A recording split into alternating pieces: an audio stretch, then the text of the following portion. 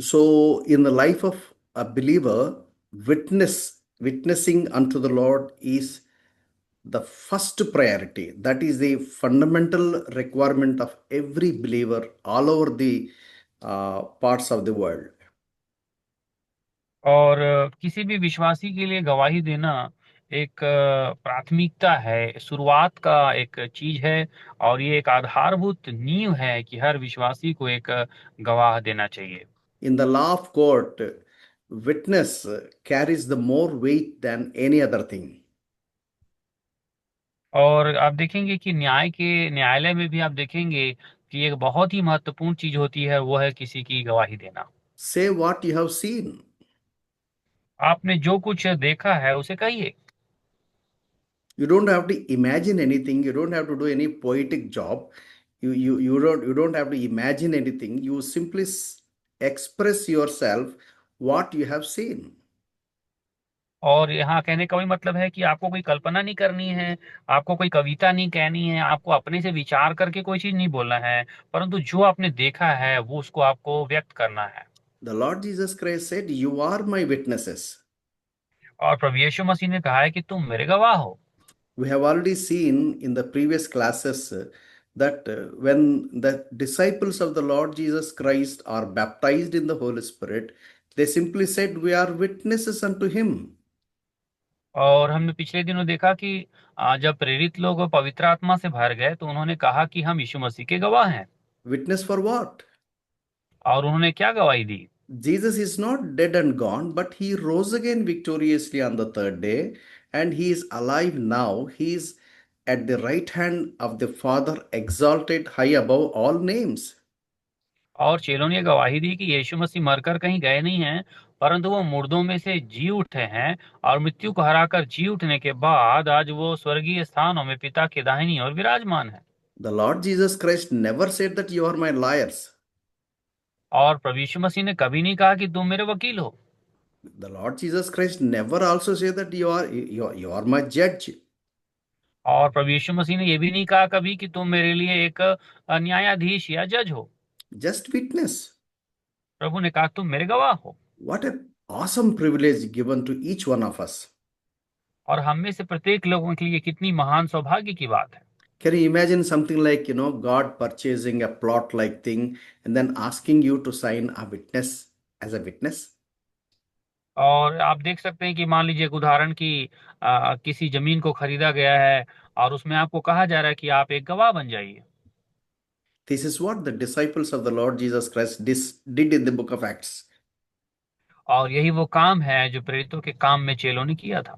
We have seen up to the fifth chapter of book of Acts. और प्रेरितों के काम के 5वें अध्याय तक हम देख चुके हैं। So in the sixth chapter, this can be divided into five parts. और प्रेरितों के काम अध्याय 6 को हम अध्ययन के लिए 5 भाग में बांट सकते हैं। Verses 1 to 2, there were complaints. और 1 से 2 वचन के बीच में हम शिकायत को देखते हैं। You wonder whenever we find some kind of complaints in our local church. और आप भी देखे होंगे कि हमारे स्थानीय कलीसिया में भी शिकायत आती है तो कई बार हमें आश्चर्य होता है। Brother, don't worry. Even those complaints were there in the first church also. और इसकी चिंता मत कीजिए भाई जी, भाइयों, क्योंकि प्रथम कलीसिया में भी ये शिकायतें हुई थी। The only question is, how do we handle the complaints are very important. परंतु जरूरी बात यह है कि उन समस्याओं को हम किस प्रकार संभालते हैं। You may have to remember one fundamental truth. और आप एक आधारभूत सच्चाई को जानना जरूरी है। We have Adamic nature within us. और हम सब के अंदर में आदम का स्वभाव पाया जाता है, So that is called old fallen sinful nature. जिसे कि हम पुराना गिरा हुआ पापमय स्वभाव कहते हैं। And we are living in this wicked fallen world. और हम इस गिरे हुए दुष्ट संसार में रहते हैं। We have an enemy, the enemy of God, and all fallen angels are enemies of God, enemies of every believer, you and me. और आप जानते हैं प्रियो कि जो गिराए हुए दूत हैं, वो सारे जो विश्वासी हैं और इवन हमारे हम सब के वो शत्रु हैं। So, as long as we are in this fallen world, as long as we continue to have that fallen nature within us, We cannot avoid problems, we cannot avoid complaints. और जब तक हम इस गिरे हुए संसार में हैं और जब तक हम गिरे हुए स्वभाव में हैं, तब तक हमारे जीवन से समस्याएं दूर नहीं हो सकती। In other way, there is no perfect believer on the face of the earth. और दूसरे शब्दों में कहें तो इस संसार में कोई भी सिद्ध विश्वासी नहीं, There is no perfect church on the face of the earth. और इस संसार में कोई सिद्ध कलीसिया भी नहीं है। In the same way, in the first church, there was a complaint. और उसी प्रकार हम देख रहे हैं कि प्रथम सदी की कलीसिया में भी शिकायतें थी। And verses 3 to 4, we see how apostles handled those complaints. और 3 और 4 वचन में हम देखते हैं कि प्रेरितों ने उन समस्याओं को किस प्रकार संभाला। As a response to the solution of the complaint, they appointed deacons. Verses 5 to और 6. और 5वें और 6वें वचन में हम देखते हैं तीसरे भाग में कि उन्होंने इन समस्याओं को दूर करने के लिए कुछ सेवकों को चुना। And verse 7, we find how the word of God spread all over very strongly and disciples were multiplied. और 7वें वचन में हम देखते हैं कि किस प्रकार परमेश्वर का वचन फैलता गया और बहुत सारे चेले बनते गए। In chapter 6, verses 8 onwards, even covering the whole chapter 7, we find the beautiful presentation of Deacon Stephen. और प्रेरितों के काम अध्याय 6 के 8 वचन से लेकर आखिरी वचन तक और इसके आगे 7वें अध्याय तक हम प्रभु के जो महान सेवक जो इस्तफानुस है उसकी गवाही और कार्यों को देखते हैं। So, what is the complaint? Chapter 6, verses 1 to 3. Now, in those days, when the number of the disciples were multiplying, there arose a complaint against the Jew Hebrews by the Hellenists because their widows were neglected in the daily distribution. Then the 12 summoned the multitude of the disciples and said, it is not desirable that we should leave the word of God and serve the tables. और यहाँ पे लिखा है प्रेरितों के काम अध्याय 6 और 1 से लेकर उसके 2 वचन में हम देखते हैं। उन दिनों में जब चेलों की संख्या बहुत बढ़ने लगी, तब यूनानी भाषा बोलने वाले इब्रानी वाली भाषा बोलने वालों पर कुड़कुड़ाने लगे कि प्रतिदिन की सेवकाई में हमारी विधवाओं की सुधि नहीं ली जाती। तब उन 12 ने चेलों की मंडली को उसके पास बुलाकर कहा, यह ठीक नहीं कि हम परमेश्वर का वचन छोड़कर खिलाने पिलाने की सेवा में रहें। So, this verse tells me that we cannot avoid problems when there are more number of people in the local assembly. और इसका मतलब ये है कि हमारी जब कलीसिया में बहुत सारे सब सदस्य हैं, तो इसका मतलब ये नहीं है कि हम समस्याओं को नजरअंदाज कर दें। With my past experience, I also could understand the same fact many times. और मैंने अपने भूतपूर्व अपने जीवन में अनुभव देखा है और इन सब बातों को कई बार देखा है। So, the few leaders who are there in the local church cannot satisfy if the local church membership is more than the required number. और आप देखेंगे कि कुछ ऐसे जो लीडर्स होते हैं, वो अगर सदस्यों की संख्या को बढ़ते हुए देखते हैं तो वो कभी भी पसंद नहीं करते इस चीज को। So these days we find, there are maybe one or two or three leaders, though they take care of A to Z, they don't allow anybody to touch anything. And for everything, everybody should reach only those leaders. And ultimately, lots of complaints are really not addressed and a lot of injustice happens. और हम देखते हैं कि आज के समय में भी क्या होता है कि कलीसियाओं में 2 या 3 लीडर्स ही होते हैं जिनके पास सब कुछ होता है, और किसी भी सदस्य को कुछ कहना है, कुछ करना है, तो उन तीनों तक ही पहुंचना पड़ता है। और इस प्रकार की कई समस्याएं कलीसिया में हम देखते हैं। So there were two groups of Hebrews. One, those who are Hellenists. That means they were the Jews from Greek origin. और यहाँ पे जो इजरायली लोग इकट्ठे हुए थे, ये 2 प्रकार के लोग थे। ये जो पहले लोग थे ये यूनानी भाषा बोलने वाले ग्रुप थे, और दूसरे लोग इब्रानी भाषा बोलने वाले लोगों को 2 भाग थे। So perhaps there was some kind of injustice rendered to them while distributing their needs. और उनकी जरूरतों को पूरा करने के लिए जब कोई चीज बांटी जा रही है, तो यहाँ पे शायद थोड़ा सा हम देख रहे हैं कि थोड़ा अन्याय हो जा रहा था। So this verse tells me that the local church was taking care of their widows and orphans. और इस बात में हम यहाँ देखते हैं कि कलीसिया जो है वो सेवकाई के दौरान में विधवाओं और अनाथों की सुधि के विषय में यहाँ पे समस्या को देख रहे हैं। If we want to apply the scriptures in today's situation, we need to ask a question in our local assembly. Are widows and orphans are properly taken care of by the local church or not?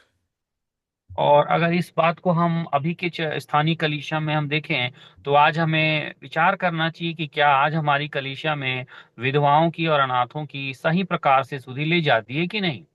Apostle Paul addresses this issue in 1 Timothy. He qualifies who are the real widows. How do we define the very word widow? He tells very clearly. और विधवा जो शब्द कहा जाता है, वो सच में विधवापन का मतलब क्या है, ये पौलुस जो है वो तिमुथियुस के पहले तिमुथियुस के बात वचनों में वो कहता है। Then immediately apostles responded to address this problem by saying in verse 2, it is not second part, it is not desirable that we should leave the word of God and serve tables.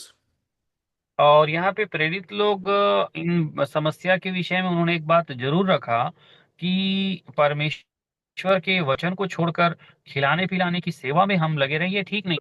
So apostles understood one thing very clearly, that teaching the scripture is number one priority of the church leadership. और यहाँ पे प्रेरितों ने ये बात कही कि कलीसिया की और जो अगुवे हैं उनकी प्रथम जिम्मेदारी ये है कि वो वचनों का प्रचार करें। If a church has to be transformed, if a church has to know how to grow spiritually, if a church has to know how to meet the heavenly demands so that we will be properly getting ready for the eternity, is through the scriptures. और जो कलीसिया हैं और जो चेले हैं इस बात को यहाँ पर प्रकट कर रहे हैं कि चर्च को अगर वास्तव में बदलना है, अगर चर्च को आत्मिक रीति से उन्नति करनी है, अगर चर्च को स्वर्गीय बातों में बढ़ना है, और यदि उनको अनंत जीवन के लिए तैयार होना है, तो वचन को महत्व देना पड़ेगा। Ministry of the word is number one priority of every local church. और प्रत्येक स्थानीय कलीसिया में वचन की सेवा जो है वो प्राथमिक होनी चाहिए। If the ministry of the word is not properly being done in any local church, that local church will die. और अगर किसी भी स्थानीय कलीसिया में वचन की सेवा सही रीति से नहीं होती है, तो वो कलीसिया मरी हुई होती है। So let me repeat once again. In the local church, the ministry of the word should take number one priority. तो ये बात अच्छे से समझिएगा प्रियो कि चर्च की सेवा में और चर्च में वचन की जो सेवा है उसको हम प्राथमिकता देना है। I remember one servant of God was saying that in a local church, if any believer regularly attends for 5 years, he should be able to have a clear cut understanding of all 66 books in the Bible. और मैंने आपको एक बात बताया था प्रियो कि अगर कोई विश्वासी किसी कलीसिया में 5 वर्ष के लिए सदस्यता लेकर वो सीखता है वचन को, तो उसे बाइबल की 66 पुस्तकों का अच्छा ज्ञान हो जाना चाहिए। So let me repeat, if you are a servant of God, if you are a pastor, if you are a responsible leader who can really make decisions, your responsibility is to see that a believer who regularly attends for 5 years should have a clear understanding of all 66 books of the Bible. और हमारे जितने भी सेवक हैं, pastor हैं और जो leaders हैं जो कि निर्णय लेना जानते हैं, वो इस जिम्मेदारी को समझें कि अगर एक विश्वासी 5 वर्ष तक कलीसिया में नियमित रूप से आ रहा है, तो उसे स्पष्ट रीति से 66 पुस्तकें समझा दी जानी चाहिए। Here all we understand one more thing, that very apostles were there involved in serving the people at the tables. और यहाँ पे एक और महत्वपूर्ण बात है कि यहाँ पे प्रेरितों को मेज में भी जो सेवा देनी है उस विषय में भी उन्हें सही होना पड़ रहा है। Can we understand apostles serving the tables? I don't understand, to what level they have humbled themselves. Normally what we do, the higher level of leaders, they never serve the tables. They'll be there on the top level, creamy kind of situation. They expect only small, low profile people to take care of that job. और आप देखे होंगे कि कलीसिया में जो बड़े बड़े जो सेवक हैं उनके लिए एक बहुत ही असाधारण बात है कि वो इस टेबल में, इस मेज की लोगों को भोजन की सेवा दें, परंतु ये छोटे स्तर के लोगों का काम कई बार समझा जाता है। So we need to understand when we read chapter 6 from the first one verse onwards that leaders of the church should be able to serve even at the tables, if it is demanded, should have that humility. और यहाँ पे प्रियो इस बात को समझना है कि अगर कलीसिया में जरूरत पड़े तो जितने लीडर्स हैं उनको मेज की सेवा देने के लिए, अर्थात भोजन बांटने की सेवा करने के लिए भी इतनी नम्रता और दीनता उनमें होनी चाहिए। Apostle said, if we keep serving at the tables, we will not be able to do justice our part, because teaching the scripture, teaching the word of God is number one priority. So what we do is we delegate the authority. We want some more leadership to come over and take this responsibility. और यहाँ प्रेरितों ने कहा कि अगर हम भोजन की व्यवस्था में लगे रहेंगे, खाने पीने की, तो वचन की सेवा हम नहीं कर पाएंगे। इसलिए यहाँ पे एक अच्छा चुनाव करना चाहिए कि कुछ लोगों को अधिकार दिया जाए कि वे इस काम पे ठहरा दिए जाए। So serving the tables, we may call it a social work. और जो खाने पीने की सेवा है उसे हम सामाजिक कार्य कह सकते हैं। And teaching the scriptures, we can call it a spiritual ministry. और वचन की सेवा को हम आत्मिक कार्य कहते हैं। So this text tells me that in the church, both spiritual and social, they should go together. इसलिए हम इस वचन और इस अध्याय के द्वारा ये बात सीख सकते हैं कि सामाजिक जो कार्य है और आत्मिक जो कार्य है वो दोनों एक साथ चलना चाहिए। In the some local churches, they give extreme priority to the only spiritual. They totally neglect this the social responsibilities. और आप देखे होंगे कई प्रकार की स्थानीय कलीसियाओं में क्या होता है, वो आत्मिक बातों में बढ़ने के लिए तो बहुत ध्यान देते हैं, परंतु सामाजिक कार्यों को ध्यान नहीं देते हैं। Some other churches, they go this extreme. They are so busy doing so many social activities and neglect the spiritual ministry in the local church. और कई बार हम देखते हैं कि कई स्थानीय कलीसियाओं में सामाजिक कार्यों में तो वो बहुत आगे बढ़े हुए होते हैं, परंतु आत्मिक कार्य को वो लोग नजरअंदाज कर देते हैं। Here the apostle said, we better add a few more leaders called deacons so that they will take care of these social work activities or administrative work activities or any other supportive system for the leadership. और यहाँ प्रेरितों ने कहा कि क्यों ना कुछ deacon या सेवकों को चुना जाए जो इस प्रकार की सेवा में लगा दिए जाएं और वो ये काम करें, और साथ ही वो अन्य सेवकों के लिए विशेष प्रकार की सहायता करें। So, what should be the qualification for the people, those who are willing to serve at the tables? और जो लोग मेज की अर्थात खाने पीने की सेवा करना चाह रहे थे डिकन बन के, उनके लिए कौन सी योग्यता की जरूरत थी? Verse 3, therefore, brethren, seek out from among you 7 men of good reputation, full of the Holy Spirit and wisdom, and whom we may appoint over this business. But we will give ourselves continually to prayer and to the ministry of the word. और यहाँ प्रेरितों के काम अध्याय 6, 3 और 4 में ऐसा लिखा है, इसलिए हे भाइयों, अपने में से 7 सुनाम पुरुषों को जो पवित्र आत्मा और बुद्धि से परिपूर्ण हो चुन लो कि हम उन्हें इस काम पर ठहरा दें, परंतु हम तो प्रार्थना में और वचन की सेवा में लगे रहेंगे। So the qualification is number one, good reputation. Number two, full of the Holy Spirit. Number three, wisdom, full of the wisdom. See, at least three qualifications are mentioned here. Good reputation, full of the Holy Spirit, full of the wisdom. और यहाँ पे तीन मुख्य बातें बताई जा रही है कि सेवक लोग सबसे पहले सुनाम हो, और दूसरा पवित्र आत्मा से भरे हुए हों, और तीसरा बुद्धि से परिपूर्ण हो। Amazing, people, those who serve the table, this is the qualification required. We wonder it. और जो भोजन की सेवा है, खाने पीने की सेवा करना चाह रहे हैं, उसके लिए हमें आश्चर्य होता है कि उन्हें इस प्रकार के गुणों से भरे हुए होना चाहिए। We think, anybody can be employed there. What is there? और हमारे लिए बात हो, हम ऐसा सोच सकते हैं कि यहाँ पर तो किसी को भी ये कार्य दिया जा सकता है, इसमें कौन सी बड़ी बात है। That means what we understand is in the local church, if any ministry has to be done, this is the minimum qualification. तो इसका मतलब ये हमको समझ में आता है कि एक स्थानीय कलीसिया में अगर कोई भी छोटी सी छोटी सेवा क्यों ना करना हो, उसके लिए इतनी योग्यता तो होनी ही चाहिए। So, a good reputation means good witness. और यहाँ पे एक अच्छा सुनाम का व्यक्ति का मतलब होता है उसका गवाही अच्छा होना चाहिए। And then he should be filled with the Holy Spirit and he should be filled with wisdom. और दूसरा है पवित्र आत्मा से वो भरे हुए, और तीसरा बुद्धि से परिपूर्ण हो। So, if these three minimum qualifications are not there, such person cannot touch any ministry in the local church. That's what the word of God tells me.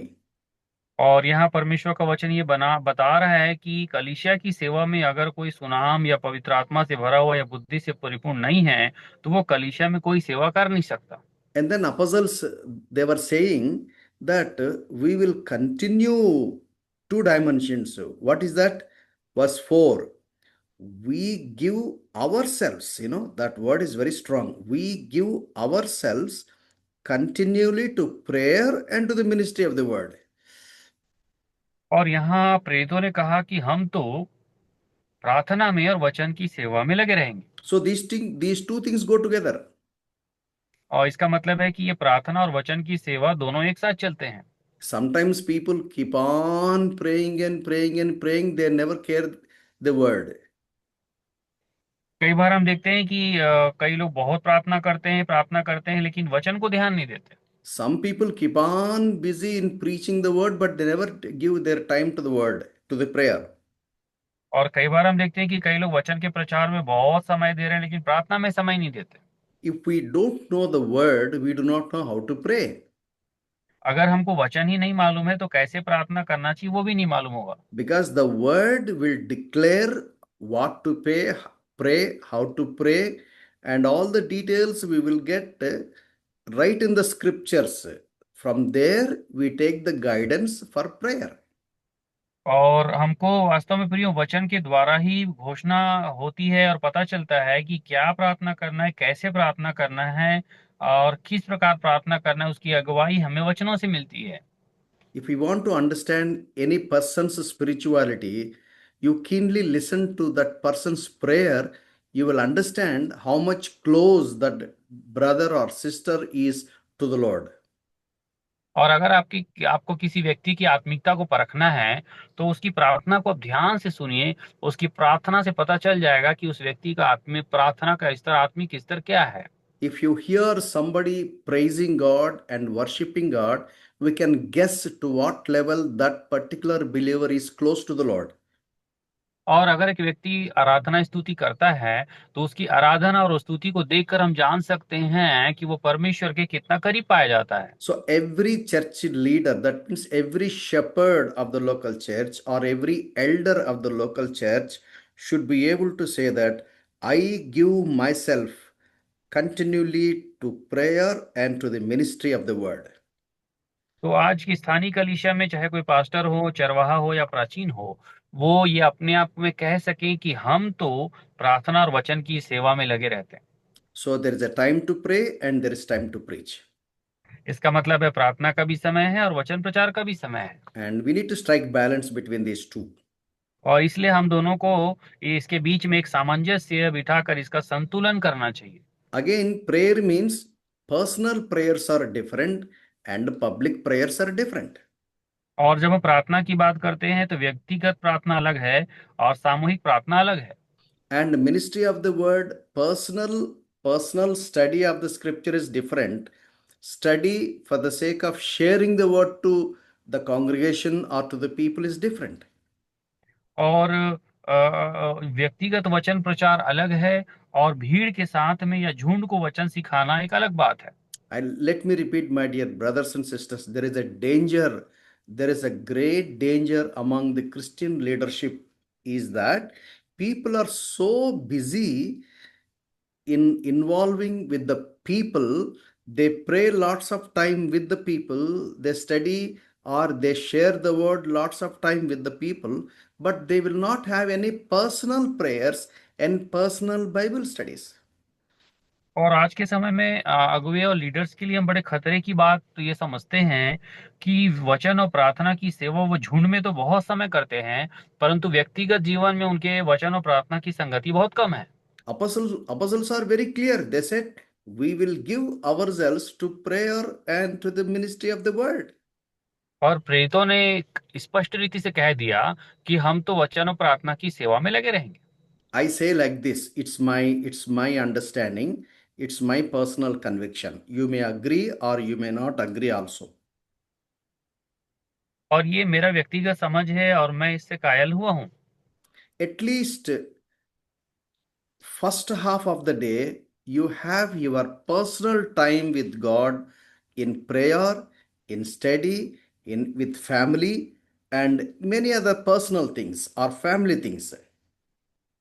तो दिन के मैं अपने विचार से बता रहा हूँ कि दिन के पहले आधे घंटे में हमें व्यक्तिगत और प्रार्थना और वचन और परिवार में मिलकर हमें समय देना चाहिए। Rest half of the day you can spend with the congregation or with the people of your influence and wherever you are demanded to be there or you are required to be there. और बाकी के आधे दिन हमें शुरू के आधे दिन तो व्यक्तिगत प्रार्थना वचन और परिवार के साथ सेवा संगति रहना चाहिए, परंतु बाकी का जो आधा दिन है वो झुंड के साथ या जहां जहां हमें जरूरत है वहां पर हमें सेवा में होना चाहिए। I'm not saying it by rule, but what I'm saying is every Christian leader, every shepherd of the local church, every elder or deacon of the local church should have a personal time with God in studying the scripture and in prayer. और मैं ये कह रहा हूँ प्रियो कि ये rule है ऐसा नहीं है, परंतु मैं कहना चाहता हूँ कि कोई भी चरवाहा हो, प्राचीन हो या डीकन हो, उसे व्यक्तिगत वचन और प्रार्थना में समय देना चाहिए। Verse 5 tells me something more. Let me read verse 5 of the same chapter 6. And the saying pleased the whole multitude, and they chose Stephen, a man full of faith and the Holy Spirit, and Philip, Prochorus, Nicanor, Timon, Parmenas, and Nicholas, a proselyte from Antioch, whom they set before apostles. When they had prayed and they laid their hands, then the word of God spread, and the number of the disciples multiplied greatly in Jerusalem, and a great many of the priests were obedient to the faith. और प्रेरितों के काम अध्याय 6 वचन 5, 6 और 7। यह बात सारी मंडली को अच्छी लगी और उन्होंने स्तेफनुस नामक एक पुरुष को जो विश्वास और पवित्र आत्मा से परिपूर्ण था, और फिलिपुस और प्रुकुरुस और निकानोर और तिमोन और परमिनास और अंताकियावासी निकुलाउस को जो यहूदी मत में आ गया था चुन लिया। इन्हें प्रेरितों ने सामने खड़ा किया और उन्होंने प्रार्थना करके उन पर हाथ रखे। परमेश्वर का वचन फैलता गया और यरूशलेम में चेलों की गिनती बहुत बढ़ती गई, और याजकों का एक बड़ा समाज इस मत को मानने वाला हो गया। See, here there was a problem.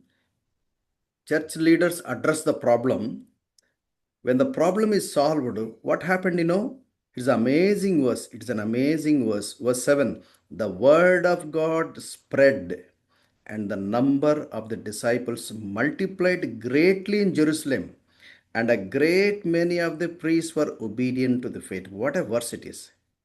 और अब देखेंगे प्रियो, जब ये समस्या हल हो गई तो उस समस्या हल होने के बाद कितना अच्छा परिणाम निकला, जो 7वें वचन में लिखा है कि परमेश्वर का वचन फैलता गया और यरूशलेम में चेलों की गिनती बहुत बढ़ती गई, और याजकों का एक बड़ा समाज इस मत को मानने वाला हो गया।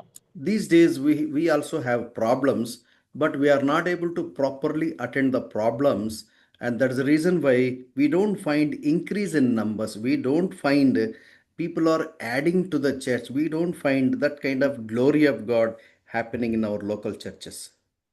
लेकिन आजकल के समय में हम क्या देख रहे हैं प्रियो, कोई भी समस्या जब आती है तो जब हम उसको ठीक से समाधान नहीं करते हैं तो आज स्थानीय कलीसियाओं में हम लोगों को बढ़ते हुए नहीं देख पा रहे हैं। We see the Stephen with what a testimony about Stephen. और यहाँ स्तिफनुस की कितनी अच्छी गवाही हम देख रहे हैं। Verse 5, a Stephen, a man full of faith and the Holy Spirit. यहाँ पे स्तिफनुस के बारे में लिखा है कि वो पवित्र आत्मा और विश्वास से परिपूर्ण व्यक्ति था। And verse 8, Stephen, full of faith and power with great wonders and signs among the people. और 8 वचन में लिखा है, स्तिफनुस अनुग्रह और सामर्थ्य से परिपूर्ण होकर लोगों में बड़े बड़े अद्भुत काम और चिन्ह दिखाया करता था। And verse 9, there arose some from what is called the synagogue of the freedmen disputing with Stephen. और यहाँ पे आप देखेंगे 9वें वचन में लिखा है कि आराधनालय में जो लिबर्तीनों की कहलाती थी, वहां पर बहुत लोग स्तिफनुस से विवाद करने के लिए उठ गए। Verse 10, they were not able to resist the wisdom and the spirit by which he spoke. और 10 वचन में लिखा है, परंतु उस ज्ञान और उस आत्मा का जिससे वह बातें करता था वे सामना ना कर सके। We love to see such people in our local assemblies. और हम देखते हैं प्रियो, आज ऐसे लोगों को हम स्थानीय कलीसिया में बहुत प्रेम करते हैं। A man with full of faith and wisdom, full of Holy Spirit. और ऐसे व्यक्ति जो स्तिफनुस के समान पवित्र आत्मा से और बुद्धि से और विश्वास से परिपूर्ण होते हैं। When someone disputing, then they should be able to see the way how these people in the chapter 6 saw Stephen. और आज जो कलीसिया में फूट डालते हैं या विवाद खड़ा करते हैं, आज उन्हें स्तिफनुस को इस कलीसिया में देखना चाहिए। They were not able to resist the wisdom and the spirit with which he spoke.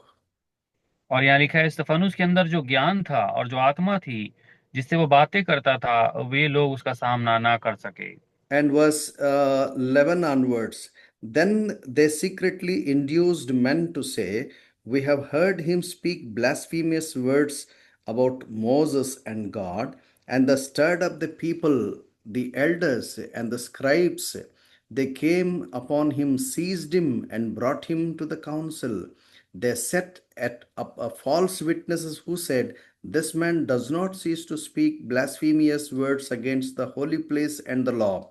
For we have heard him say that Jesus of Nazareth will destroy this place and change the customs which Moses delivered to us, up to verse 14.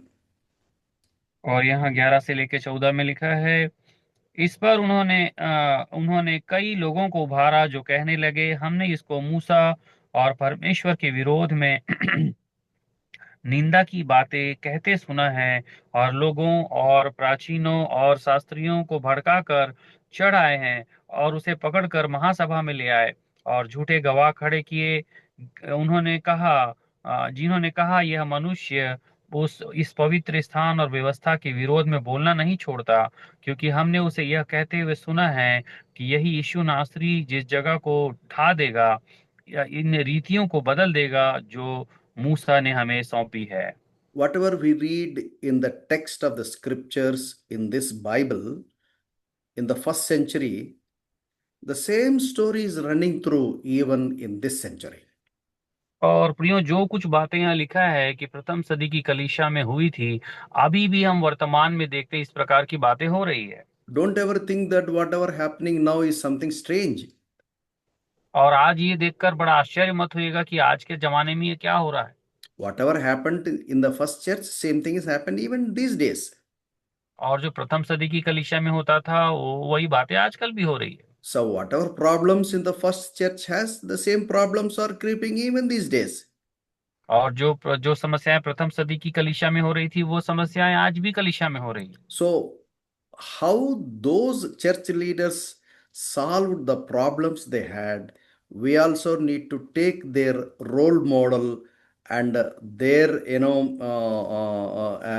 as an inspiration for us, and we should also handle in the same way.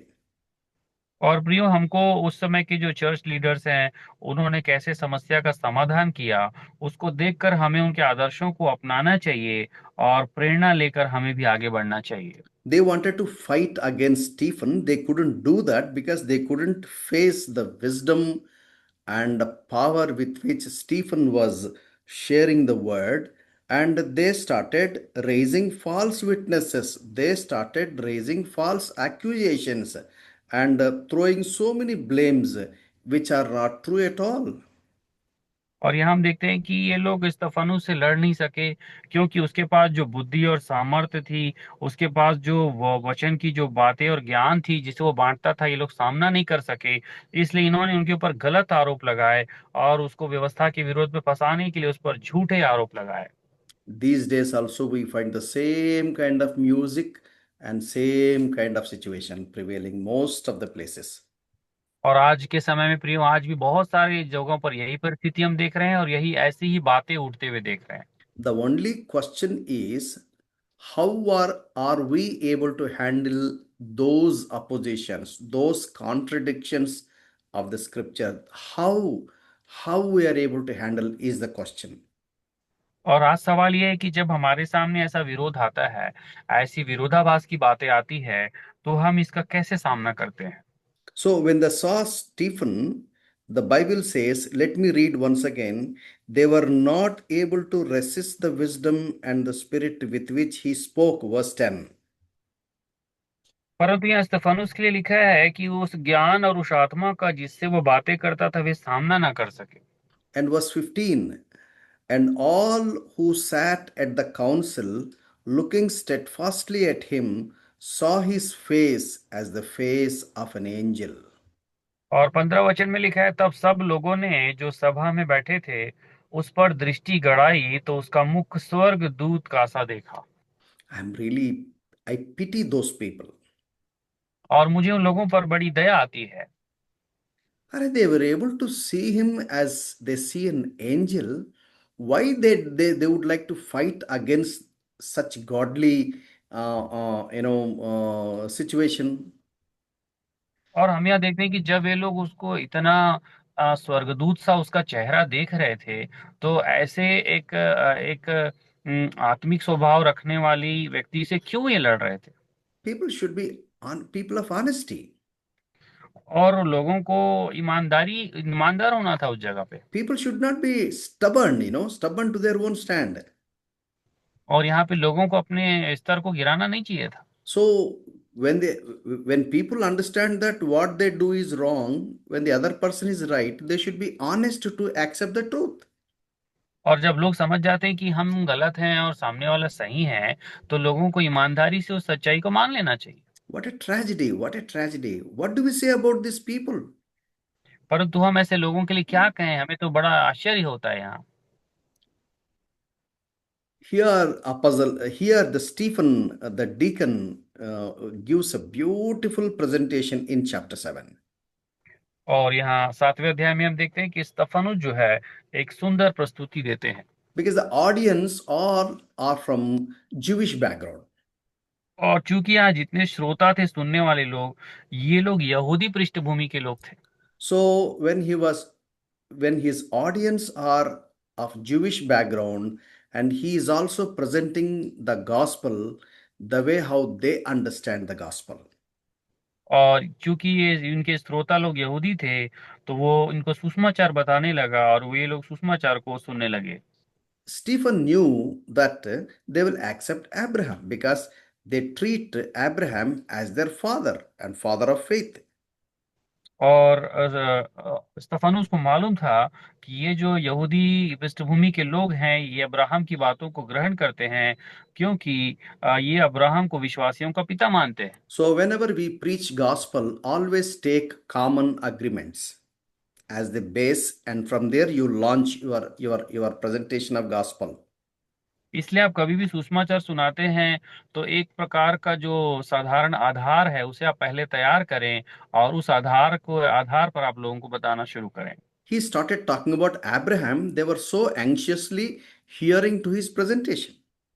और उन्होंने स्तेफानुस ने Abraham की चर्चा की, और इसीलिए यहाँ वो यहूदी लोग बड़े ध्यान से उसकी बातें सुनने लगे। He said, God called Abraham out of Chaldea. और स्तेफानुस ने बोला कि जो अब्राहम है उसको परमेश्वर ने कैसे हारान में बसने से पहले उससे बात किया। It is there in verse 4. There he came out of the land of Chaldeans and dwelt in Haran. और स्तेफानुस ने बताया कि परमेश्वर ने कैसे अब्राहम को कसदियों के देश से निकालकर हारान में जा बसाया। And then in verse 8, he is talking about the covenant of circumcision. और 8वें वचन में उन्होंने जो खतने की वाचा है उसके बारे में बताया। They'll be very happy to hear because they also agree to the same truth. और ये लोग बड़े आनंद से सुन रहे थे, क्योंकि ये लोग इस सच्चाई के इनका सच्चाई को, ये इसकी सच्चाई को मान रहे थे। And then verse 8, he's talking about Isaac, he's talking about Jacob, he's talking about 12 patriarchs. They will be very happy to hear that. और यहाँ पे स्तेफानुस ने 8वें वचन में इसहाक, याकूब और याकूब के जो जितने 12 जो कुलपति हैं, जो पूर्वज हैं, उनके बारे में कहा। ये सभी लोग खुशी खुशी उन सब बातों को स्वीकार कर लिए। And then he talks about the people of Israel going through slavery under the domain of Pharaoh, the king of Egypt. और